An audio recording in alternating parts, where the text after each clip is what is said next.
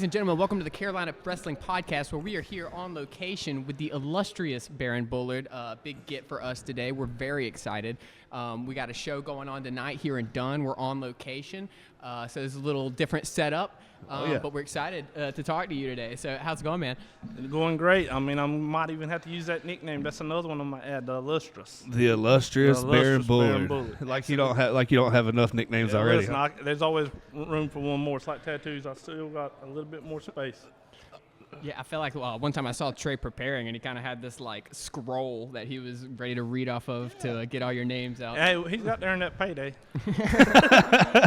All right, ladies and gentlemen, if you guys don't know, we do have the Pembroke Pitbull, Baron Bullard here, and he is the owner of Wrestling with Purpose out of Pembroke, North Carolina.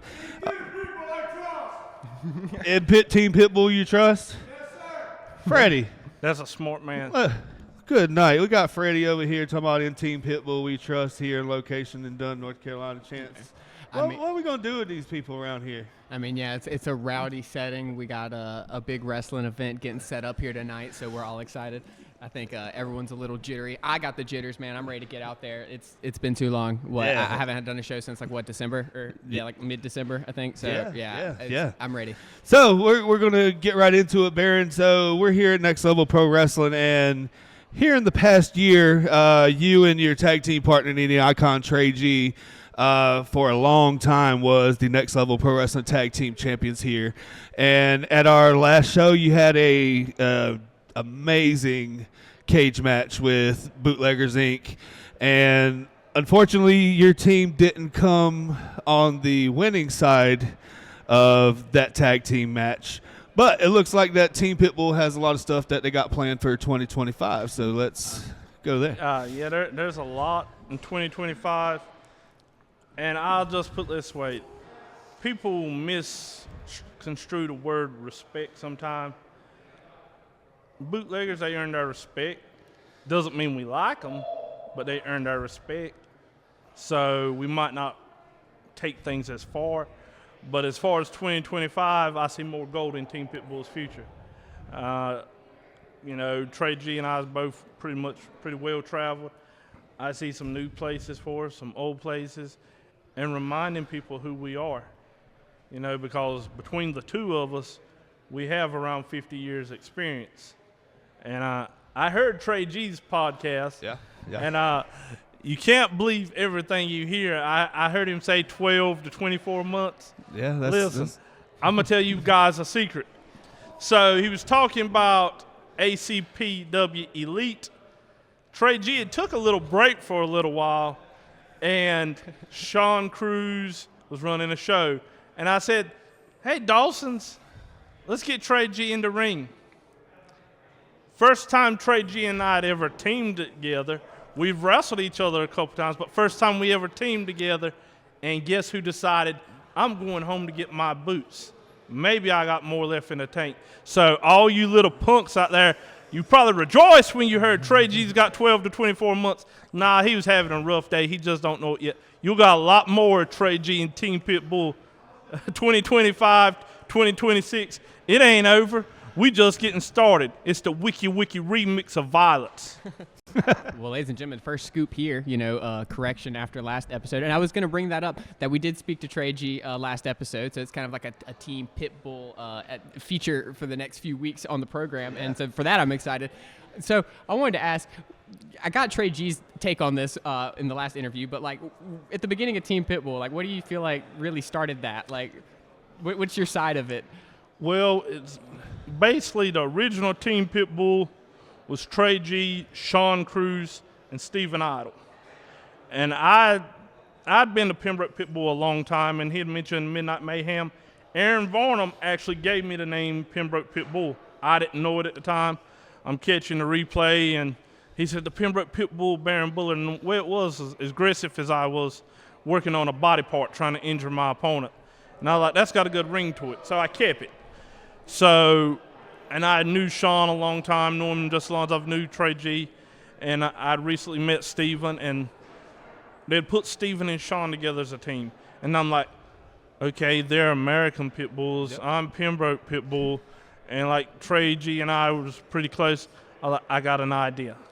I was like, we all like the Horsemen. We all feel strongly about wrestling, and there's room in wrestling for a little bit of everything when it's done the right way, and we truly wanted to bring respect back to wrestling. We were tired of the cosplay wrestlers. And, like, honestly, there's a lot of cosplay wrestlers. It's like I tell people, it's like tattoos. If you ain't got a tattoo and you go get a tattoo, you may think, oh, this is the greatest tattoo in the world. Your friends may think this is the greatest tattoo in the world.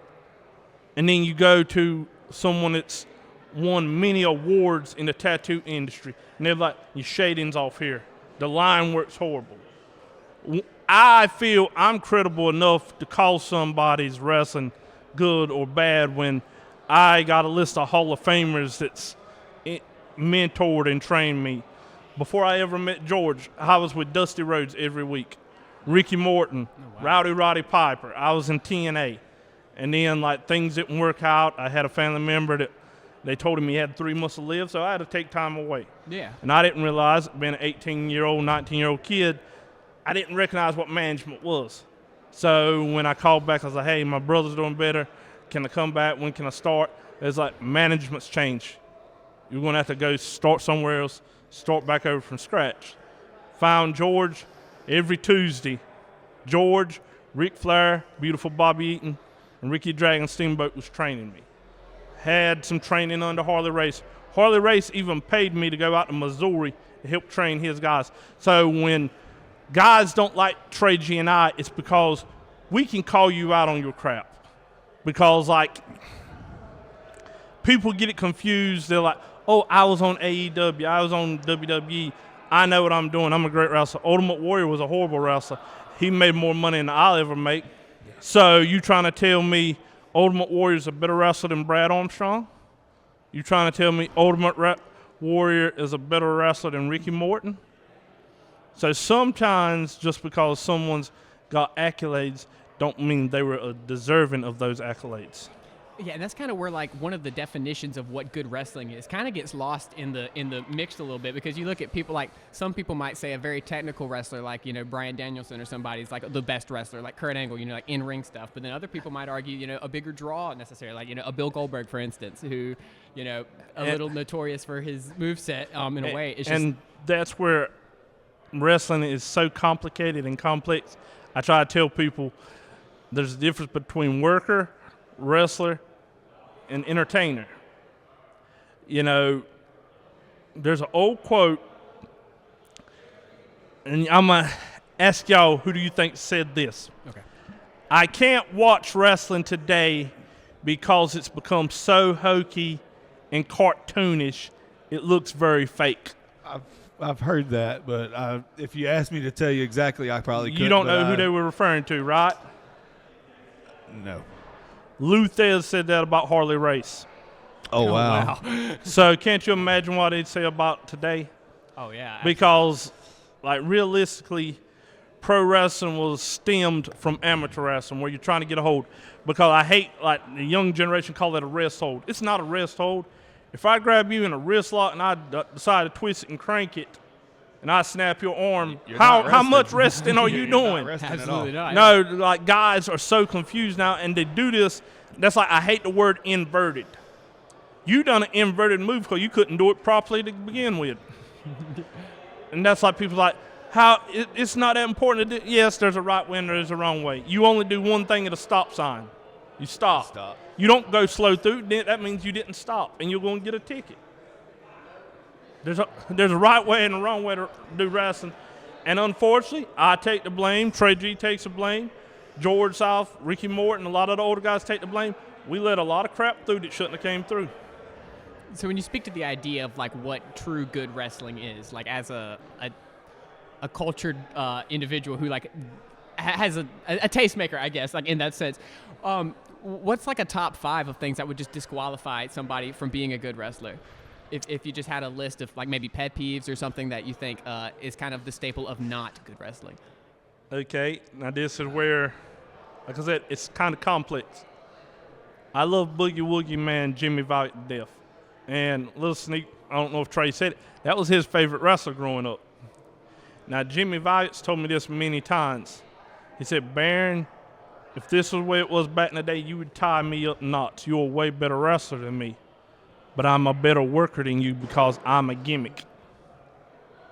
Okay, George Wagner. I don't know if you ever heard the name, the original Gorgeous George. Okay, yeah. Great amateur wrestler, great shooter. He could tie you up in knots, make you eat your own finger. But he wasn't making no money. When he became Gorgeous George, wearing the robes, having his wife, walking him out, throwing out the gold bobby pins, he became TV's very first superstar. He helped, usher in the TV era. Yeah. And when I say that, wrestling was actually on TV before baseball and football and basketball because wrestling was so much cheaper to produce. I actually did not know that. And George Wagner, Gorgeous George, was the first actual true TV star. Muhammad Ali mentions that Gorgeous George is the one that influenced him. Oh, wow. Influenced superstar Billy Graham, thus influencing Hulk Hogan and Scott Steiner. So what's defined as a good pro wrestler is very complicated. Now, what's a good wrestler? You don't find many better than Bryan Danielson. You don't find many better than Dean Malenko. You don't find many better than Bret Hart or Owen Hart. Okay, what's a good worker? Jimmy Valiant, Hulk Hogan, Yeah. John Cena. Oh, yeah. See, Randy Orton and Chris Jericho, they can be a great pro wrestler and they can be considered a great worker. There's a difference. You got to have that entertainment aspect. Like, I don't know how much y'all know about Brad Armstrong. Phenomenal wrestler. Yep. Great worker. And the reason a lot of people don't realize it, backstage he was a hilarious guy. In real life he's a hilarious guy. And he didn't show that personality when the red light was on because he was brought up old school with his dad, Bullet Bob. He was, I'm got to be a pro wrestler. This has got to be completely serious. But his brother, Road Dogg, Brian James, not as fundamentally sound on the technical aspect, but he had the entertainment value. Right. And we all know how entertaining Road Dogg is, but if you ever met both of them, you'd realize Brad is actually more entertaining than Road Dogg. But in Brad's mind, this is pro wrestling. This is the way I got to be. Because, like I tell people, I would love to go out there and have a Chris Benoit, William Regal type match, or Eddie Guerrero, Dean Malenko type match with everyone. And I have guys come up to me and they think they know me real well. They're like, oh, Baron, we heard Chris Benoit is your favorite wrestler. Me too, let's go out there. And then they go to thinking, we're going to do suplexes all night long. And I'm like, I thought you was a fan of Chris Benoit. Well, yeah, Chris Benoit was more about suplexes than that because Chris Benoit was the guy, if I hit you with a shoulder tackle so hard, he jerks his arm. Man, I hit him so hard I about knocked my own shoulder out of socket. Same thing with Jeff Hardy when he does a swanton bomb. He holds his ribs coming up because he used his whole body that throw it at you. Right. But yet we got guys now that they'll fall off a cage, they'll do 5 tombstone pile drivers And in a it'll match, pop right back up. jump right back up, and lose to a schoolboy. There's this thing called, They are no-selling finishers. it's like, I don't know y'all's background. Yeah. I know Trey here is pretty tough, and most people wouldn't realize it because we've been in some situations, and I was impressed by how he handled himself. We're going to have to But- unpack that in a minute. But I mean, we can be very obvious here. You're a little bit smaller than us. yeah, sure. But if you punch me in my face 10 times, I'm going to look different. Yeah. You know what I'm saying? So you got guys that go out here the whole match punching. Guess what? You just exposed the business. You look fake. Yeah. So why am I going to punch you 10 times in the face and you not look different? That's where guys, it's the working aspect. You have to learn how to work.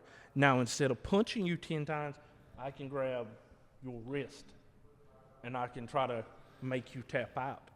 I get it. It's not as fun and not exciting, and kids want to call it a wrist hold, but I've had situations where I get you in a top wrist lock and you're going to do what I want you to do. If I want you to cuss out your mama, you'll cuss out your mama.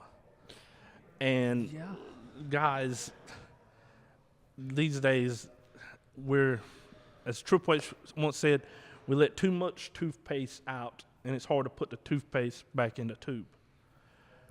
And you can bring it back. I've been, and Trey's have seen it. People like, I don't know about that other stuff, but what Barron just did was real. What Trey G just done was real. And we can get that back. But the thing is, you got guys, it's one thing to make the boys in the back say, oh, that was pretty good. But if you're entertaining them more than you're entertaining the crowd. Harley Race used to say all the time, I entertain them with my wrestling ability. Like, Harley used to get you there. I don't want you, as crazy as it sounds, he's like, don't touch the microphone. Don't say nothing to the fans when you walk out. I want to know who's a heel and who's a face by the wrestling. They said, don't say a thing. And I've done shows plenty of times where I didn't say nothing to the crowd, didn't grab the microphone, and they knew whether I was a bad guy or the good guy. He lying. There ain't never been a show that he ain't grabbed the microphone. Don't let him start telling you that now.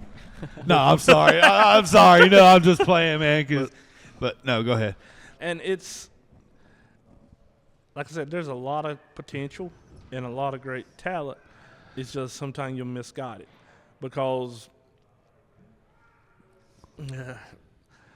I'm trying to be a better person because, like, Manny Fernandez once told me a long time ago, he's like, you're great, but you're not going to get too far because you don't bite your tongue and you don't kiss butt. All I'm going to say is there's a world-famous tag team that Johnny Smooth and I was supposed to wrestle many years ago, and I got a pretty good legitimate martial arts background, and I made the statement, we're not doing all these kicks in a match. I said, because you may be tough, and I may kick you one time and you get up, but I promise you, if I kick you a second time, you're not going to get up. And this tag team went to the promoter and got the match changed. And I was like, did that really offend you that much? And if you look at their bank account and you look at mine, you'd be like, there's a very big difference. Yes, and that goes to what I just said about Ultimate Warrior. There's guys that I tell you right now, Ultimate Warrior is my favorite wrestler of all time. And they're a better wrestler than Ultimate Warrior because that's where the entertainment value comes in. Ultimate Warrior, there used to be an old saying, you got to have one of three things. You got to have the look, got to be able to talk, or you got to be able to work. Ultimate Warrior had the look. You know, Lex Luger at first, he had the look, and then he became a pretty good worker. Yep.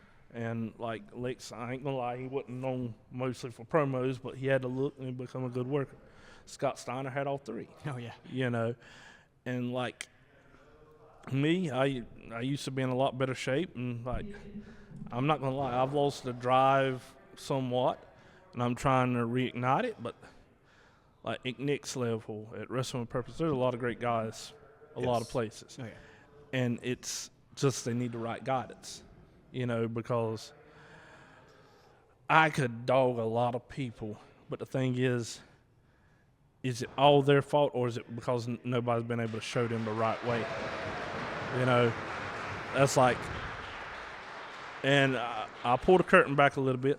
Like when we first met the Bootleggers, it wasn't the greatest experience. But through time, what I just said, they earned my respect. They showed that drive, that hunger to learn, to improve. I've wrestled guys before, and I wrestled a guy from Tennessee. Older than me, he was actually old enough to be my dad. And his son was teaming with him, and I can't remember my partner's name because he didn't really last in wrestling. He might have wrestled a year. But this older guy out of Tennessee had a habit of bullying younger guys. And he didn't really know me that well, and he thought he was going to do the same thing. And I told him ahead of time, I said, if you do my partner the way you've done other guys tonight, you're going to be in for a rough night. And me being a professional and knowing how a match is supposed to go, things was going off the rails, so I tagged him when he wasn't expecting it. The match ended by count out when they ran off legitimately to the dressing room. And that might have not been what the promoter or the booker was expecting. And we got to the dressing room. They thought they were going to shake my hand, and I grabbed them by the throat and let them know never come back to North Carolina. Because if so, I will make sure me and you wrestle each other one-on-one, and it won't be the most pleasant experience. This match is found on YouTube. Oh, wow. And it's labeled the highlights of Baron Bullard teaming with, like I said, can't remember this guy's name, against these two. And you know what the highlights is? Me and my partner walk into the ring. Just the intro. Just the intro, because these guys were horrible. But and I'm going to go ahead and say it. It's like what Trey G said. You got a lot of guys. I got 30 years experience. And some of them might wrestle once a month. I know somebody right now in North Carolina tells people, and because I just don't care, I know somebody tells people now, I got 30 years experience. I've been wrestling 21, and in the last 21 years, you ain't even had 21 matches. So how you got 30 years experience? You got 30 years experience at the buffet bar, but you ain't got it in the ring. So earlier you were kind of speaking on a good. When I asked about a good pro wrestler, you kind of spoke on these different facets of it. You talked about being a good worker, being a good entertainer, versus being like just a good in-ring presence or like a good promo or having the look. Is it safe to say that you think a good pro wrestler has a homogenization of all of those things? Yes. It's like a proper balance versus going too far into one because it will kind of impact the others. Like, prime example, Randy Orton, when everybody says how great he is, a lot of people can't put a defining factor on it. But whether Randy Orton's your favorite or not, when Randy Orton's on screen, you pay attention, right? Oh, absolutely, yeah. How many times you see guys, and Trey Morgan's seen me do it before, where I won't be said a thing, just stand there looking at the crowd at what they call a standoff, and you hear the crowd making noise. I haven't done nothing yet, which means I'm resonating with the crowd. Right. You know, when you get them, like, one of the things I hate, I really do, and I used to be bad for it when I first started, but the veterans taught me, when a guy runs out the curtain, come on! Or starts clapping their hands. You see that a lot when they come out. And I'm like, give them a reason to cheer. You can come out high-fiving them, but don't come on. What are they coming on for? Yeah. You haven't done nothing yet. Yeah. You know, it's like I said, it's like me. I walk straight to the ring because usually I'm the bad guy. You know what I'm saying? And I'm like, the old theory is, I'm the bad guy. I don't like these people. I don't want to be here. I'm ready to get paid and leave. You know, so if you're the good guy, you're the complete opposite of me. You're happy to be here. You're fighting for these people. You're excited. You come out smiling. You don't have to say, come on. You know, some of my first students, I used to tell them, I was like, do something nobody else does. Go there, shake the old guy's hand and say, thanks for coming out tonight. You'll be surprised what kind of reaction that gets. Yeah. I believe it.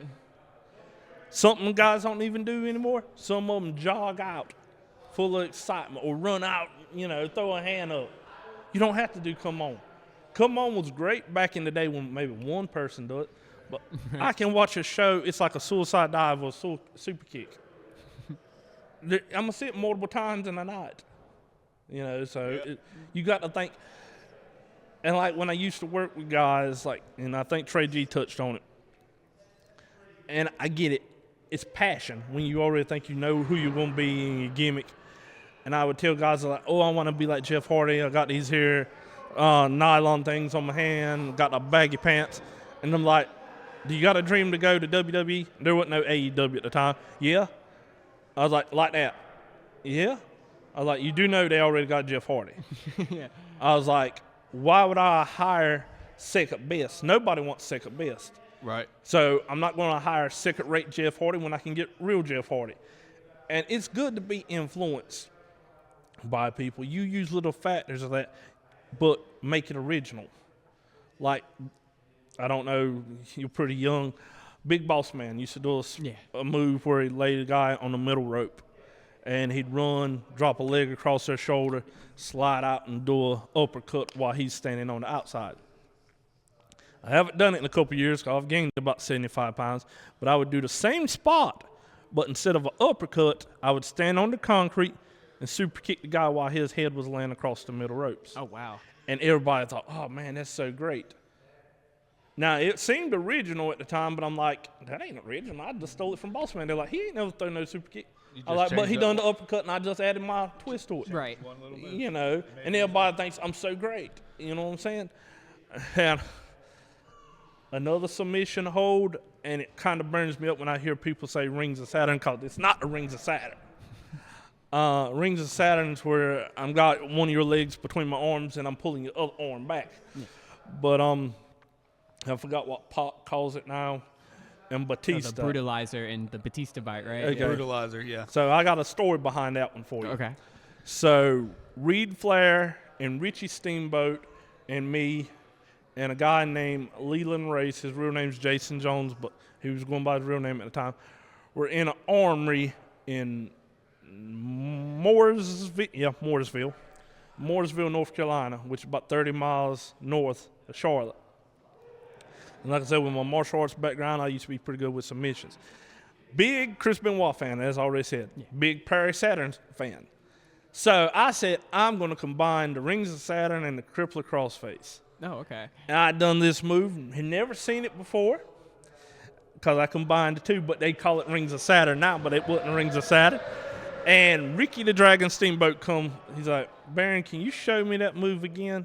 He said, what do you call it? I said, I don't know. I just do it, you know, because love Benoit, love Perry Saturn, so I combined both moves. Well, little did I know it was starting a feud between Batista and John Cena for the submission angle, and me working with Ricky Steamboat, and Ricky Steamboat was an agent for WWE at the time. Oh, wow. He gave Batista my move, and then later Pac started doing, and they started calling it the Rings of Saturn, and I would kind of roll my eyes, and like some of my buddies close to me, like, Baron, that's not the Rings of Saturn. I'm like, yeah, I know. And people's like, why didn't you use that move more often? Because this is where guys will tell you all the time, so if you got a real good idea, you might want to hold it, because if you do it when the wrong person's there and they see it on TV, well, that's their move. That's actually awesome. Yeah. Prime example. You know who Charlie Haas is? Teams with Shelton Benjamin. Yeah. Yeah. Y'all remember his finisher, the Haas of Pain? Oh, yeah. I know the guy that originated that move, and it wasn't Charlie Haas. He's from North Carolina, too. Actually, you actually know him, too. Jimmy Jack Funk Jr. Oh, He yeah. used to wrestle. Oh, yeah. He's the one that came up with that hold. Oh, wow. And that's what I'm saying. Like, North Carolina's so rich in talent. You know what I'm saying? It's one of the motherlands. You have to be careful of who's there. You know what I'm saying? Because, like, a lot of these guys, like I said, great talent, and they want to try stuff, and I'm a big advocate. Like, these here shows, they're practice for the big time. You know, like, Trey G and I know a lot of guys, and, like, you love these guys to death, but you don't want to give them your best material, because if they get called back, people are like, oh, you used such and such as move. I'm like, no, I showed it to them. I done it in our match.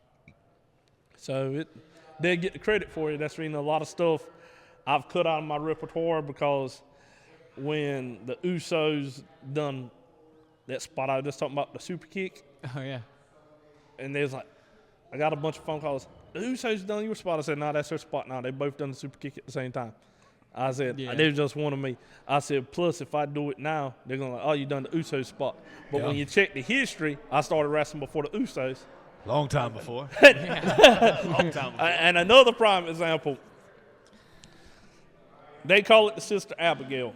And Trey, I think you've seen me do it from out the corner at times. Yeah. But I used to do it from out the corner, off the ropes, from the apron to the ring. And the only reason I done it that way is Alex Shelley taught it to me when I was in TNA. He called it the shell shot, and he done it the way Bray Wyatt would do it. And I was like, I don't want to rip off Alex too much in case we ever get back on a show together. Yeah. So I would do it out the corner, or having their feet on the ropes, or from the apron to the floor. And then, like, this younger generation, you're doing Bray Wyatt. I'm like, I've been wrestling long on Bray Wyatt. I done it before, you know. That's awesome. Well, credit where credit is due. That submission you were talking about earlier, I used in the video game, so respect, appreciate it. That's pretty cool. But we're gonna move on a little bit, Baron, because you being the owner of Wrestling with Purpose, we do have actually 2 shows coming up within the next 2 weeks here, and the first one's going to be on March the 1st at the middle school, Spring Hill Middle School in Laurinburg, North Carolina. It's on the edge of Laurinburg and Wagram, right off Air Base Road. Yeah, we got a lot of great matches. We got the legendary Mr. #1 George South, who's also a member of Team Pitbull. He'll be there. Everybody knows of his infamous matches with Ric Flair and Dusty Rhodes and Terry Funk and Jerry Lawler. And got Pony Johnson, the Carolina Dreamer, Pony Johnson, who done a lot of work on Monday Night Raw in the early days. Got all with Team Pitbull. Got Sean Cruz, got Kid Kush, a lot of great guys. Yeah. Yeah, you just talking about Kid Kush. We'll talk about him for just a second. Back in at our last show in December, excuse me, no, I may be. Yeah, just a couple weeks ago. Yeah, just a couple weeks ago. February 1st. Yeah, February 1st, excuse me. We had a match with Johannes McAllis. He was the WWP Fighting Spirit champion, and he was going one-on-one with the World Class Elite Wrestling New Class champion Kid Kush in that hard-fought match. And Kid Kush came out on top, and he is the double champion now with World Class Elite Wrestling and WWP. Belts. Kid 2 belts. The 2-belt kid. Yeah. Wow. Yeah, so let's talk about him. He's made a splash here in North Carolina. Another great young talent, and Trey G and I actually wrestled him in Wilmington. That's where we first met him a couple years ago. Okay. And, he's came very far. He's another one of the great young talents that we talk about, that he shows that hunger. He doesn't have no ego. And, I have guys, I try to help if you show no ego and you're humble. And then there's guys that think they know it all, and you can't tell them nothing. So if I can't tell you nothing, why am I going to waste my time? Right. And Ric Flair when he'd come to class all the time, he said, if you know something different than me, please tell me. He said, I'm not saying that cockily. He said, because I'm still learning every day. And Ric Flair, this was right before Ric Flair went in the Hall of Fame. And you're like, dude, you don't even wrestle anymore, hardly. And you still learning about wrestling every day. So I know I'm going to learn. And then what's these guys, less than 5 years experience, you get a chip on their shoulder. And since you said that, I'm also going to throw this, because this come up earlier today. Kids and their booking fees nowadays. Oh. Sure. Yeah, we're going to touch on this one very quick. Okay. We know you got jobs outside of here, right? Yeah. Okay. When you went to your job, did you say, this is how much I'm going to get paid? Lord, no. No, they told you this is how much. They would have turned me right around and told me to go see the door. Back in the territory days, but that's too far from kids now, if TKO or Tony Khan contacted you, guess what you're not going to do? You're not going to tell Tony Khan or TKO, this is my booking fee. No, sir. But you got guys like me that's trying to look out for the younger guys, and they're like, how much is your booking fee? Because we know what it's like. That's the difference between a booker promoter that's one of the boys compared to a booker promoter that has no sympathy for you, that's strictly business. Because a lot of this generation today, they're like, this is what my booking fee is. This is what's going. Because a few months ago, I had a young guy tell me, and I told some guys about this earlier, my booking fees went up because of the price of gas and everything. I said, okay. I said, say I do pay you this extra. When gas comes back down, and if it comes down lower than what it originally was when I gave you that original amount, that means I can give you less. Story changed then. You know what I'm saying? Right. Because when I first started, guys would tell you real quick, this is how much I pay. There was no negotiations. And you got a lot of young guys now that don't comprehend this, because there was a promoter who didn't like me. And the only reason he didn't like me is what I told him what my booking fee was. But here's the difference when I told him my booking fee. There was no wrestling with purpose at the time. And by me telling you some of these details, you'll be able to figure it out. I would say his name, but he's not worth me mentioning. It was close to where I stayed. And like I said, there was no wrestling with purpose. And I said, this is my booking fee. Well, I don't normally pay my guys. My top guys make $20. No. Okay, that's nice to know. All right. I don't leave my house for $20. I said, because unlike any of your guys, I got a list of Hall of Famers that trained me or had a hand in training me. I said, and the fact that I never wrestle at home, and this is 10 minutes from where I stay, I can guarantee you these here amount of tickets will be sold. I said, I can guarantee you that. Yeah. As a matter of fact, I said, let's do the math. I asked for this here much. I guarantee you. I said, that's an extra, the booking fee I told him. I said, so technically, you're getting that money back too. Yeah. I asked for what part of the tickets, and then you'd still be getting paid off the tickets I'd sell. I said, that's how wrestling works, my friend. And like Trey G used to have this brilliant suggestion. When people would ask for a ridiculous booking fee, and I may actually even start doing this because I'm seriously getting tired of some of the entitled guys. Right. Trey G used to, here's how much the tickets is, sell these tickets. And if you can sell them, that's your booking fee, keep the money. And if you can't. Hey, that's smart. If you don't sell your tickets, you ain't getting paid. So that's what I'm saying. A lot of young guys, I'm worth this much, I'm worth this much. Okay, let's give you the tickets here. Sell those amount of tickets. Since you're worth this, sell these tickets. And that's your payoff. You want $100, it's $10 a ticket. You sell them $10. Because like I mean, that's fair. Like, everybody asks all the time why George gets dressed at his table, and I do it too. I don't want to be in the back hearing guys, believing more in what it was worth, or their own hype. And I say it all the time. Guys will talk about, man, did you hear that reaction? And I'll be like, and the crowd went mild. Because, like, they're hearing stuff that the rest of us aren't hearing. I'm not going to lie. A lot of times I walk out to no reaction because I'm not going to go out there and give a lot of I'm the heel. Right. I'm not going out there full of fire. But I guarantee you, when you start watching me wrestle and the match progresses, they're going to hate my guts. Yep. I'm not got to go out there and make you like me from the get-go, because I'm not happy to be here. Yeah. I'm the bad guy. So let's go back to Wrestle with Purpose here. We talked about the show that we're going to have on March the 1st in Spring Hill, Laurinburg. Right there on the edge of Wago. It's going to be a fun one. Yes, it is. And let's move 7 days after that to that following Friday. 6 days. Oh, yeah, because that show – well, no, excuse me. Usually our shows are on a Friday, and this one's on a Saturday. Yeah. So you throw my math off a little bit there. Math isn't your strong – we got to work on y'all's cameras, buddy. I tell you, we're going to take it out of your payday, Trey. You say we got to work on the cameras, and he messing with a microphone over there. Hey, where's Freddie at? Going on 6 days later on that Friday, we're going to be back in Pembroke, North Carolina at our home base. At the rescue squad. Yeah. And that's oh, Lord, I don't even want to mess up the name of the show, but it's something about March to Mayhem. We don't know what's going to happen yet. That's the crazy thing about wrestling. A lot of what's going to happen on March 7th is predicated on what happens on March 1st. So, therefore, you got to make it to March 1st. That's right. To see what happens on March 7th. Yeah. And if you come to March 7th but didn't go to March 1st, you might not know why things is happening the way they're happening.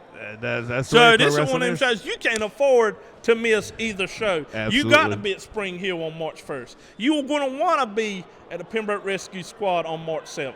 I mean, absolutely. You don't want to miss this. How much are the tickets? $10. $10 a ticket. I mean, that's a great where value. else since the pandemic or before the pandemic, prices was $10? You're not going to the movies for one person for $10. And if you got a child that's 5 years and under or 5 years and younger, they get in free. Free.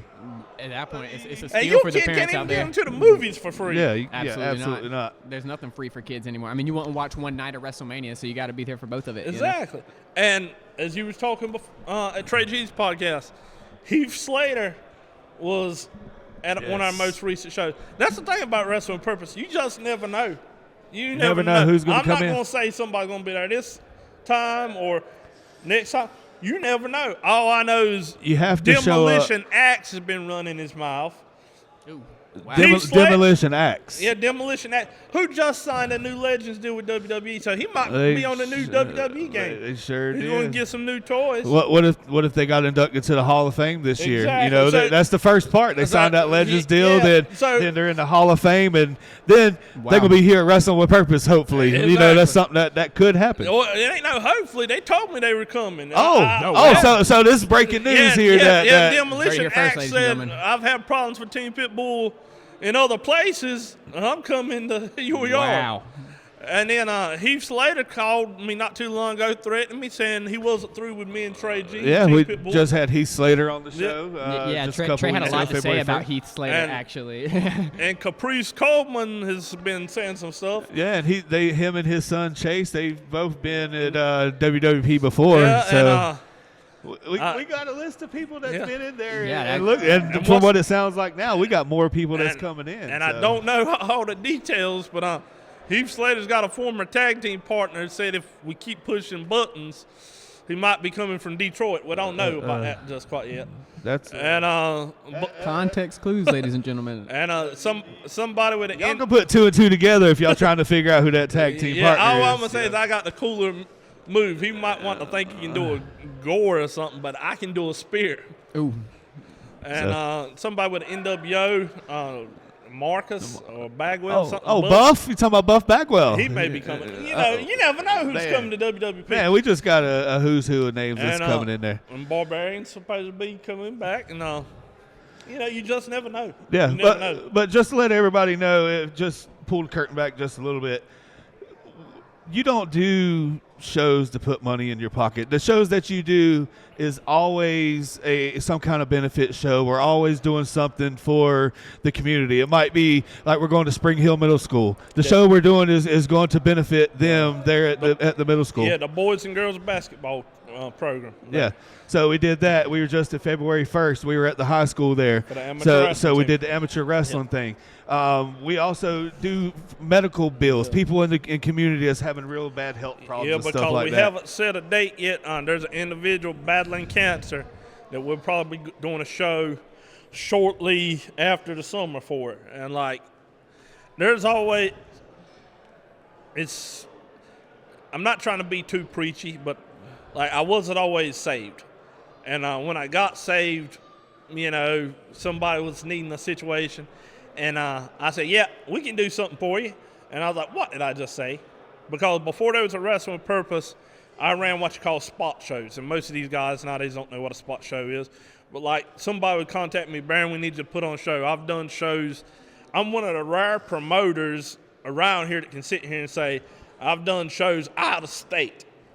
And so I've ran shows in Tennessee, I've ran shows in Indiana, ran shows in Georgia and Atlanta, and We run shows in the middle of a field. yeah, I've literally ran shows all over. And I spoke up, I said, we can do a show for you. And I was like, what did I just say? And originally Wrestling with Purpose was planned to only be 2 shows, and I was done.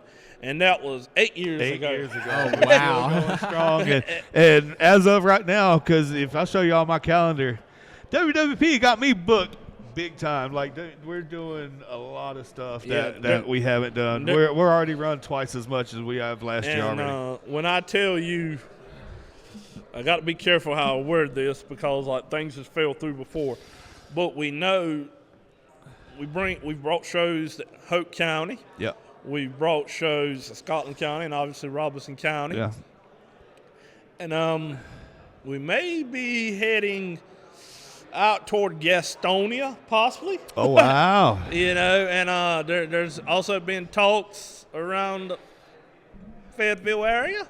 You just never know. Never know. And when I originally there was also plans in South Carolina, but that fell through. But and that's the thing, Wrestling with Purpose ain't the type that we're coming to your place or we're coming to take over your town. As you said, we're here helping, giving back to the community. Because every now and again we'll do a regular show, but if we do 12 shows a year, there may be 1 regular show. The other 11 proceeds go to help. Right. That's in April. Rape Crisis Center, Robeson County. we're doing a show to help them. That's awesome. You know, and in every June we do a show in partnership with Arnold's Restaurant. Yep. And like we've done one to help combat child trafficking. Then we done one for kids that lost their parents that was police officers in the line of duty. And we'll do my favorite one, the Special Olympics, the ones that we do for the Special Olympics in December. That's awesome. It was in December. I know one year we did one, but that one's like my favorite show because we're working on getting that started back up again because like during the pandemic they had all kind of issues as well, and then we do like a toy drive in December too, you know, for kids, you know, in situations where their parents can't afford a Christmas like other kids. It's like there's always, you can't tell someone there's not no one in need or someone that needs help, because I learned a long time ago, you two guys are wearing glasses, right? Yeah. You're not wearing them for a fashion statement. You needed them at some point. Yes. There's a lot of people out there, they might couldn't afford glasses but needed them. Right. You know, you never know who needs what. You know, and some people, honestly, they're just hit a rough patch. You know, and sometimes you just need somebody to reach that hand out and say, hey, I'm going to help you. And you never know whose mind that's going to spark and like, hey, somebody helped me one day, I'm going to help somebody. Yeah. And, I mean, that's how this world gets better. Like, yeah, we can want to fight everybody that does us wrong, but you ain't going to heal a cut by tearing it open again. Right. Sure. You can heal a cut by, let's put some stitches in there. Let's put a Band-Aid on that. You know, so, trying to help somebody get things fixed a lot quicker than taking a hammer trying to tear it down. Because a man, his worth is determined by what he builds, not what he tears down. Wow. As criminal as it feels to cut it off, I feel like we're getting close to the start of the showtime. We got to get you back on here because this has been fantastic. I appreciate you so much for your time. The work you're doing with Wrestling with Purpose, that is fantastic, and it's all good stuff. And thanks once again. And I like you better than Trey. So Jesus. next time we're going to switch positions. Okay, we're going to talk junk about Trey the whole time. Okay, we can make that happen. Yeah, and just to clarify, on our social media, the video that's been circulating around of you in the kilt, that was Trey. That was not me. I did not post it. Oh, I posted that video. And that's the reason I don't like you. I knew that. I knew that. I mean, men in kilts are cool, man. That's one of the hashtags I put on there. And there's going to be repercussions because of that there. We are going back to Scotland High School on June 14th. Oh. And to run it back. People's going to pay for that. People's going to pay for that. Yeah, that was a fun time. Baron, thank you very much for being here on the Carolina Wrestling Podcast. Thank you for having me. We had a great time here. Chance, thank you again for being my co-host. Of course, You're absolutely fantastic. Ladies and gentlemen, thank you for being here. And I want one of them shirts too. We can make that happen. Okay. We can make that happen. But ladies and gentlemen, thank you for being here on another episode of the Carolina Wrestling Podcast.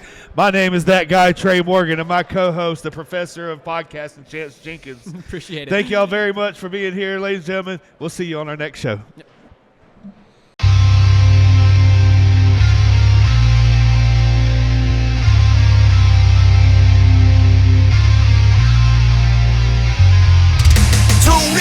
When they lock up, turn the lights on. Time to watch us. With these topics, gon' be hard to top us. Headed to the top, can't stop us.